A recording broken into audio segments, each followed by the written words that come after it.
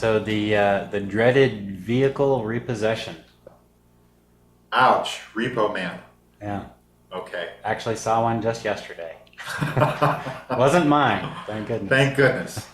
Okay, so auto or vehicle repossession is, again, case by case, an actual example of a really nice, successful resolution.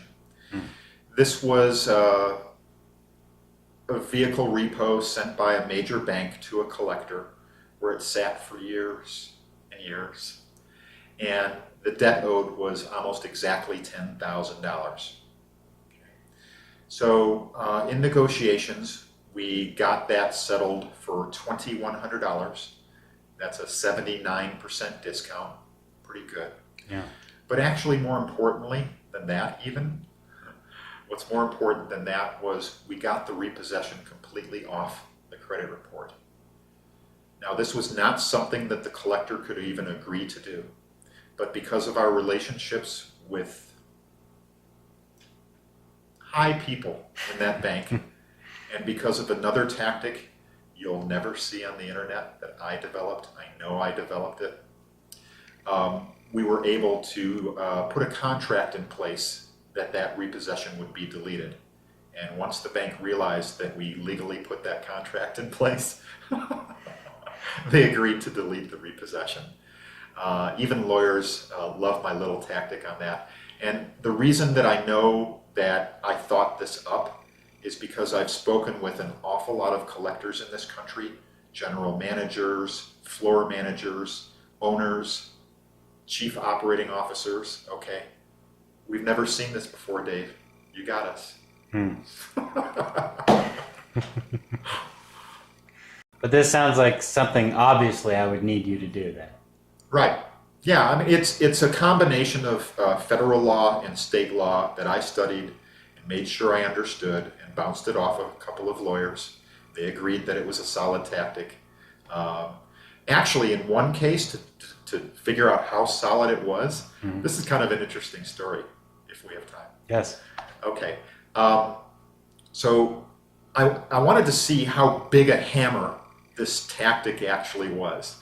So there was a collection account, and the collector was either not going to give a discount or going to give a terrible discount or something.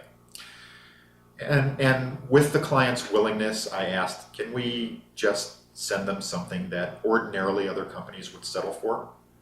And I'll put the contract in place and let's see what happens. Okay. Well, so what that meant was they didn't agree to the lower amount than they were willing to accept, and that there was a contract to delete.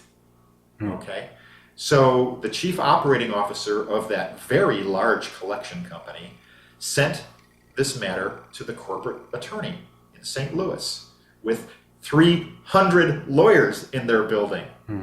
Literally the David against the Goliath. And so I had back and forth with this attorney, and I kept pushing for a result. And he said, Dave, when we sue Chase or something, or we have to deal with Chase, I might not get resolution for a year.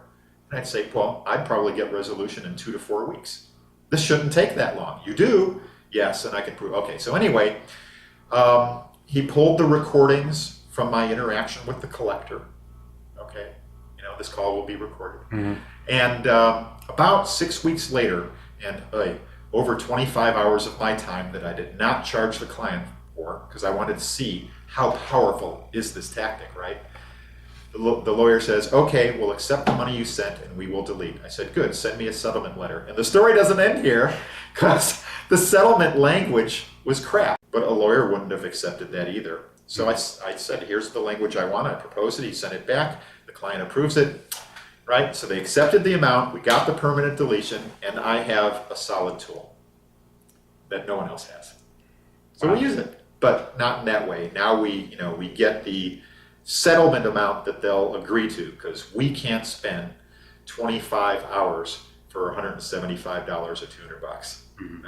That's just not right. Okay, so now 10,000 down to 2,100. They've agreed to. Okay, we send the 2,100 and we slip in the contract to delete.